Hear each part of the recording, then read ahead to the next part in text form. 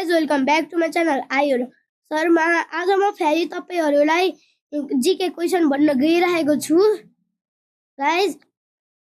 र यसको पहिलो प्रश्न रहेको छ, नेपालको पहिलो प्रधानमन्त्री को थिए?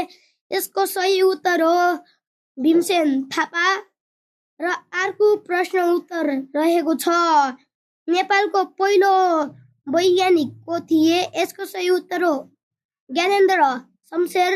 नेपालको पहिलो राजा को थिए? यसको सही उत्तर हो पृथ्वीनारायण शाह। पृथ्वीनारायण शाहको बुवाको नाम के थियो?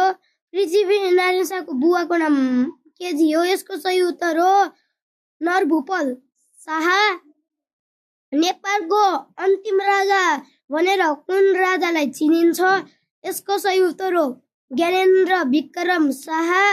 र अर्को रहेको छ, नेपालको पहिलो वंशे राजा भनेर कुन वंशलाई चिनिन्छ? यसको सही उत्तर हो गोपाल वंशे राजा। नेपालको पहिलो गोपाल वंशे राजा को थिए? यसको सही उत्तर हो भक्तमान गोपाल।